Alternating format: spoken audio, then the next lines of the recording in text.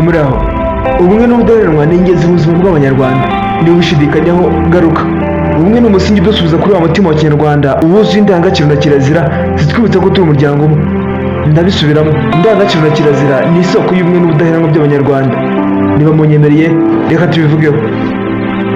Reka mbibutseho gato, iki ni ikiganiro cyateguwe mu rwego rwo kwizihiza ukwezi k'ubumwe n'ubudaheranwa bw'abanyarwanda muri uyu mwaka w'ibihumbi 2024, aho turi kwibuka no gusuzumira hamwe intambwe imaze guterwa mu rugendo rw'ubumwe n'ubudaheranwa ndetse no kwiga ku nzitizi zigihari hamwe n'ingamba zo kuzikemura. Jya ugiye kubageza ikiganiro, nitwa Steven Isidi 20. Iki ni ikiganiro Tugane Siyansi mukurikirana kuri channel YouTube wanditse ijambo Tugane Siyansi. Mbaye ikaze. The people we spoke to told us that the Ndi Umunyarwanda program has allowed them to move on from the divisionism that plunged the country into the fastest genocide in recorded human history, and that they see a bright future for themselves and their children. Ubu abo twari tumeranye nabo ubu turabanye tumeranye neza. Nongeye kuba ikaze mu kiganiro Tugane Siyansi. Mu Rwanda kuva mu mwaka wa 2011, ukwezi k'Ukwakira buri mwaka ni ukwezi kwahariwe kuzirikana ubumwe n'ubudaheranwa by'abanyarwanda. Ni umwanya wo kwisuzuma, kuganira ko nta ntambwe imaze guterwa mu bumwe n'ubudaheranwa ndetse no gushakira hamwe inzitizi n'ingamba zo kuzikemura. Aha, wakwibaza ngo se ubundi ibi byakomotse? Indangagaciro na kirazira mu muco wacu ni imbumbatanye, ni ikiraro kiduhuza mu kubaka ubumwe n'ubudaheranwa bw'abanyarwanda. Amateka yacu yatwigishije byinshi ku gaciro k'ubumwe n'ubudaheranwa, cyane cyane mu ngorane ndetse n'amateka yose twaciyemo.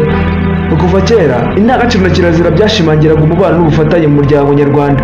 Abantu bakangurirwa gukunda no kubaha abandi, gukora umurimo unoze ndetse no guharanira amahoro n'ubumwe. Umuco wa kirazira wabuzaga ibikorwa bibi nko kwiba, kugambanira igihugu, kumena amaraso n'ibindi nk'ibyo, maze zino ndangagaciro ndetse na kirazira bigatuma imiryango igumana isura nziza. Ngiyi inkomoko n'imikoreshereze y'indangagaciro na kirazira mu Rwanda. Ubu ni ubutunzi bwa kinyamwuga bugomba gusigasirwa no gukomezwa kugenderwaho mu mibereho y'abanyarwanda. Yewe byari byiza pe, ariko ngo nabyera ngo utigute rero. Byose byatangijwe n'icyiswe Barni Conference. Iyi ikaba inama yahuje Ubudage, Ubwongereza, Ubufaransa, Ubutaliyani, Ububiligi ndetse n'ibindi bihugu byo ku mugabane w'Uburayi hagati y'umwaka w'1884 ndetse n'umwaka w'1885. Ubwo uribajije ngo yari igamije iki? Ngaho tega umutwe.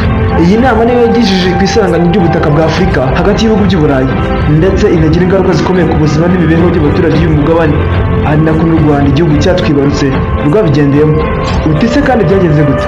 Mu mugambi mubisha w'abakoloni wo gusenya u Rwanda, ku wa 14 Gicurasi 1910 barwambuye zimwe mu ntara zarwo, aho intara ya Masisi, Rutshuru, Itombwe, Uvira na Fizi zahawe Kongo, naho Bufumbira na Moro zihabwa Ubugande. Mu bindi byaranze isenywa ry'ubumwe bw'abanyarwanda bikozwe n'abazungu, harimo ko nyuma yo guca umwami Musinga bimitse Mutara wa gatatu Rudahigwa. Mu gihe kwimika umwami byagomba gukorwa n'abiru. Si ibyo gusa, ahubwo banashyizeho indangamuntu zirimo Hutu, Twa, Tutsi nk'amoko y'abanyarwanda bagendeye ahanini ku ndeshyo ndetse no ku mubare w'inkabantu babaga batunze. Mbega ubujiji! Yewe si ibyo gusa, harimo no guhatira umwami Rudahigwa kubatizwa. U Rwanda ruragiza Kristo umwami, bituma bizera ko bazamugira igikoresho. Aha, iyo wenda bigarukiraho gusa, ahubwo iyo mitegekere mibi yaje kuba ishingiro rya politiki y'urwango y'amashyaka ya politiki nka MDR Prime Hutu yategetse u Rwanda muri Repubulika ya mbere na MRND yategetse muri Repubulika ya kabiri. Iyo politiki y'urwango yibasiye Abatutsi, igambura uburenganzira ku gihugu, baricwa, abandi barahunga, abatarahunze bakumirwa mu buzima bw'igihugu, cyane cyane amashuri n'imirimo. Aha, ngo bijya gushya birashyuha, nibyo koko. Ibi byose tuvuze haruguru byarakomeje, maze amacakubiri n'ivangura birenegezwa koko. Aya nayo yaje kuvamo ikibazo cy'umuriro ariyo Jenoside yakorewe Abatutsi mu 1994. Amateka yo ndumva ari maremare, keretse no mu yindi mwanya nazabaviri mu zindi muzingo by'aya mateka yose maze mukayamenya. Ahubwo reka tuve ku rugendo rw'ubumwe n'ubwiyunge nyuma ya Jenoside. Jenoside yakorewe Abatutsi mu 1994 yasize ingaruka zikomeye ku muryango nyarwanda, aho yahitanye ubuzima bw'abantu basaga miliyoni, isenya imiryango myinshi, abana benshi bahinduka imfubyi, abandi barahungabana kubera ibihe bikomeye banyuzemo, isiga ibikomere by'ubuzima bwo mu mutwe, ubukene bukabije mu miryango ndetse n'ibindi byinshi. Ugize ngo ibi byari bihagije?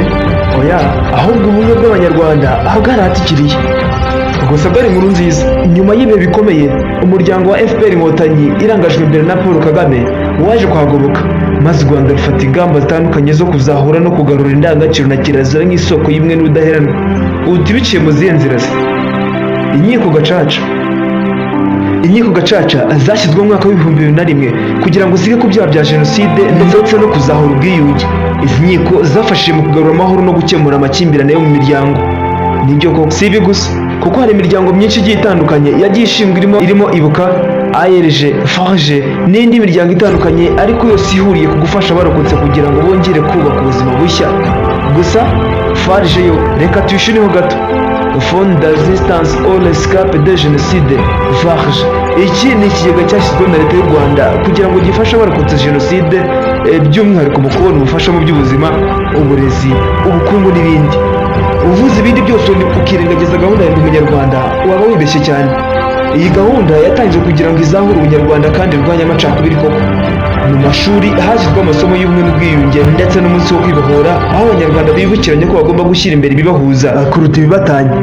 Ubuhanzi n'ubukorikori byatejwe imbere cyane nk'inzira yo gukomeza ubumwe no komora ibikomere. Mu buzima bwa buri munsi, indangagaciro na kirazira byakomeje gushyirwa imbere mu miryango no mu mirimo yose. Nta kabuza izi ngamba zose zadufashije mu kubaka ubumwe bwacu nk'abanyarwanda ndetse no gukomeza guharanira iterambere rirambye. Ese uribaza ngo twageze iyo tugera? Niba ariko bikiye kuribeshya cyane. Nubwo hari intambwe ikomeye yatewe mu bumwe n'ubwiyunge, hari inzitizi zikigaragara pe, aho higanjemo ibikomere byo mu mutima, aho bamwe bagifite ibikomere byo mu mutima kubera amateka ya jenoside n'ingaruka zayo. Turacyangana n'ikibazo cyo gusana imitima ikomeretse pe. Ku bijyanye n'ubutabera n'ubwiyungeho, nubwo inkiko gacaca zakoze byinshi, ariko hari bamwe batanyurwa n'uko bamwe mu babiciye bahabwamo ibihano, bityo bigatera icyuho mu bwiyunge nyakuri. Si ibi gusa, kuko ubumenyi buke ku mateka nabyo biracyari inzitizi.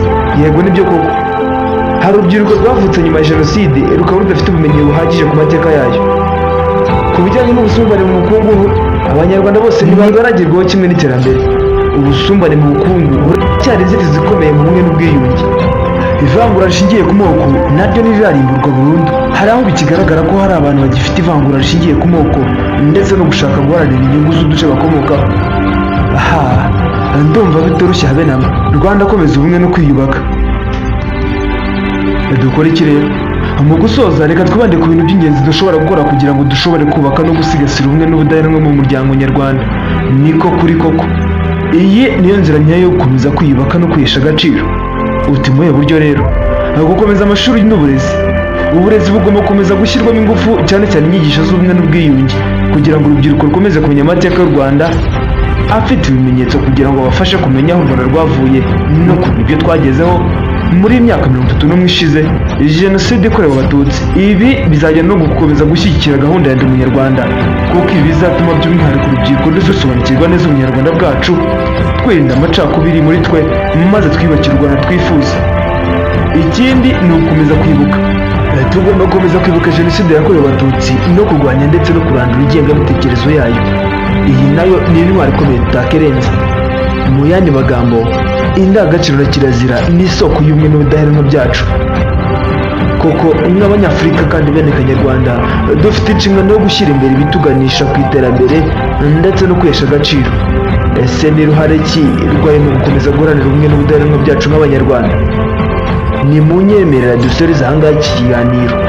Mbibutsa ko iki kiganiro hamwe n'ibindi mwabikurikirana kuri YouTube mwanditsemo ijambo tugane siyansi. Nawe njye wagezaho kino kiganiro na Steven Izidduwende. Ibiganiro nk'ibi ni akagaruka, tuzasubire.